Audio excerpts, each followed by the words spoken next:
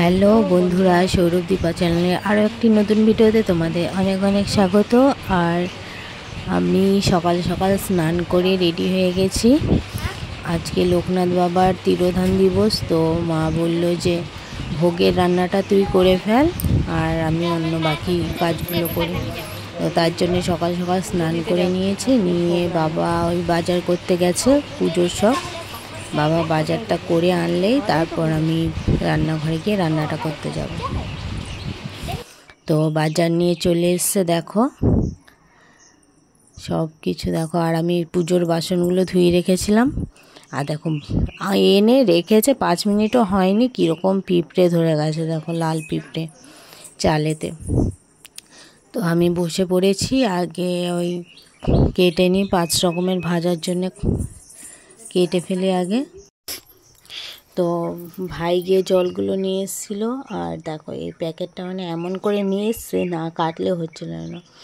আর পুজোর বটি তো মানে বেশি খুব একটা ইউজ করা হয় না বলে একটুও ধার নেই। প্লাস্টিকটাও ভালো করে কাটতে পারলাম না, কী করে সবজিগুলো কাটবো কে জানি। ও কুমড়ো নিয়ে এসছে, কুমড়ো ভাজা হবে। আর এই গামলিটায় জল নিয়ে আমি এতে করে সব সবজিগুলো কেটে কেটে ধুয়ে তারপর অন্যদিকে রেখে দেবো। আর আমি এমনি কলের থেকে জল নিয়ে এসেছিলাম, সেটা দিয়ে এমনি ধোয়া হবে। আর ওই ভাই নিয়ে এসছে ওই থেকে টাইম কলের ওই দিক থেকে, সেগুলো দিয়ে রান্নাটা পুরো হবে। তো পটলটা আগে কেটে নেব। বটিটাই যদি একটুও যদি ধার থাকে, পুরো জং পড়ে হয়ে যাচ্ছে। আমি তো তবু ভালো করে ধুয়েছি, তারপরেও যেন এখনও লেগে আছে জং। আর রান্নাঘরটা দেখো, রান্নাঘরটা পুরো কদিন আগে ঝড়েতে প্রায় ভেঙেই গিয়েছিল। তো রান্নাঘরটা আমরা আসার আগের দিনেই মা ঠিক করেছে। এখন মিস্ত্রি তো পাওয়াই যায় না। আর মিস্ত্রি যে যা মানে ওদের ডাকলেও আসে না। তো মা অনেক রিকোয়েস্ট করেছিল যে ওরা সব আসবে, না ঠিক করলে হবে না। তো পেছনের টিনগুলো দেখো সব নতুন দিয়েছে, সাইডের টিনগুলো পুরনো আগেরই ছিল। আর ওপরেও কয়েকটা বাঁশ নতুন দিয়েছে। আর সাইডে সিমেন্টের খুঁটিগুলো দিয়েছে।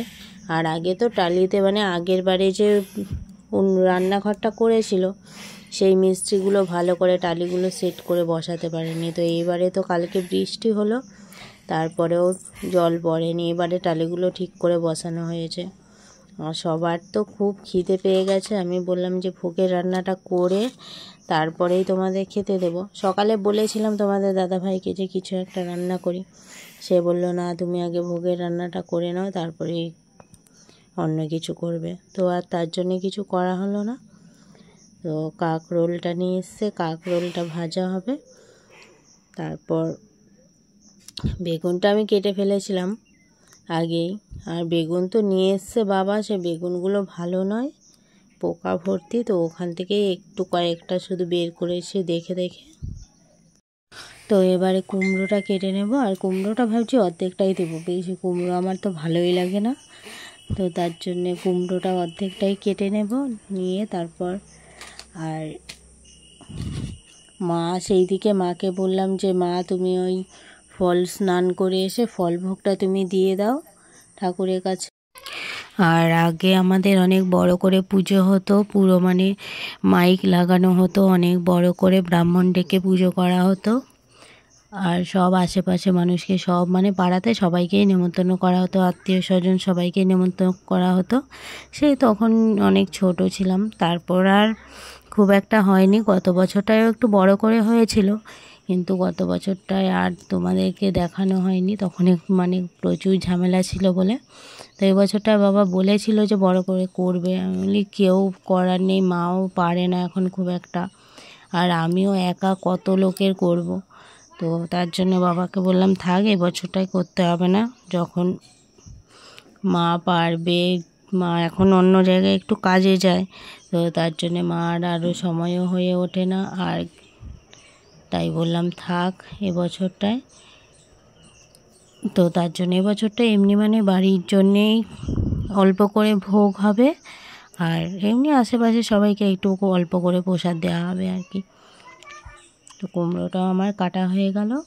আর ওদিকে আমি পায়েসটা বসিয়ে দিয়েছি, কাটতে কাটতে পায়েসটা রান্না হয়ে যাবে, তার জন্যে পায়েসটা বসিয়ে দিয়েছি। আর আমার ভাজার কাটা মোটামুটি কমপ্লিট হয়ে গেছে। আর আলুর দম হবে, আলুর দমের আলুটা কেটে নেব।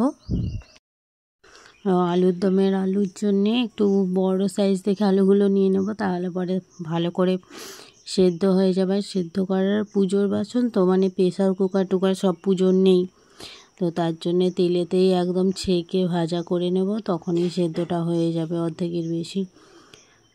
দেখো আলুটা। আর মা ওইদিকে পুজোর জোগাড় করেই ফেলেছে প্রায়, তো সেখানেই দিয়ে চলে আসবো রান্না হয়ে গেলে। খিচুড়িটা হবে, পায়েসটা তো প্রায় হয়েই যাচ্ছে, তারপর ভাজাগুলো করব, করে তারপর খিচুড়ি করে তারপরে লাস্টে সবার লাস্টে পায়েস আলুর দমটা হবে। তো দেখো এখানে সব ভাজা করা 5 রকমের নুন হলুদ মাখিয়ে রেখে দিয়েছি। এখানে আলুর দমের আলু, আর এখানে এই যে পায়েসটা বসিয়ে দিয়েছি বড় হাঁড়িতে, পায়েসটা ফুটছে। আর এই পাশটার গ্যাসটা জ্বলেই না, ওটা কি খারাপ হয়ে আছে, তো একদিকেই বসাতে হচ্ছে, একদিকে হলে তবেই আবার এটা নামিয়ে অন্যটা বসাতে পারবো। তো বেগুন এই যে কটাই বেরিয়েছিল, তো বেগুন ভাজা হয়ে গেছে, এটাতে আর 2-1টা আছে মাত্র, 3টে না 4টে বেগুনে ওই কটা বেঁচেছে। দেখো 5 রকমের ভাজা প্রায় কমপ্লিট। এবার আলুর দমের আলুগুলো ভেজে নেব, তারপর খিচুড়িটা বসাবো। দেখো কত তেল হয়ে গেছে, ওই তেলেই ভাজা হয়ে গেলে ভালো করে সেদ্ধ হয়ে যাবে, নাহলে কম তেল দিয়ে ভাজলে তো মানে খুব একটা ভালো করে সেদ্ধই হবে না। তো তার জন্য বেশি করে তেল দিয়ে দিয়েছি, যাতে তেলেতেই একদম সেদ্ধটা হয়ে যায়। আর কড়াইটাও ছোট,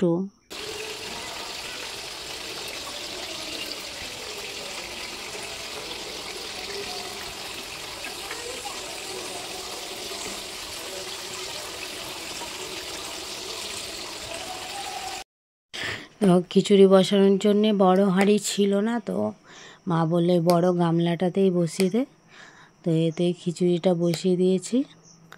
দেখো মানে ছোট গ্যাসে এতটা খিচুড়ি কখন যে হবে, তারপরে একদিকে গ্যাস জ্বলছে না। আর মা এদিকে পুজোর ওই ফল মিষ্টি প্রসাদ দিয়ে, মিশ্রি টিশ্রি দিয়ে, লোকনাথ বাবার তো প্রিয় মিশ্রি, তো সেটা দিয়ে দিয়েছে, দিয়ে ঠাকুরকে ওই ফুল টুল দিয়ে সাজিয়েছে, আর নিচে একটু আলপনা মতো দিয়েছে, দিয়ে মা পুজোতে বসে গেছে। তো আমি ওইদিকে, মা বলছে যে যা যা রান্না হয়েছে একটু একটু করে নিয়ে চলে আয়, সেগুলো দিয়ে দেব।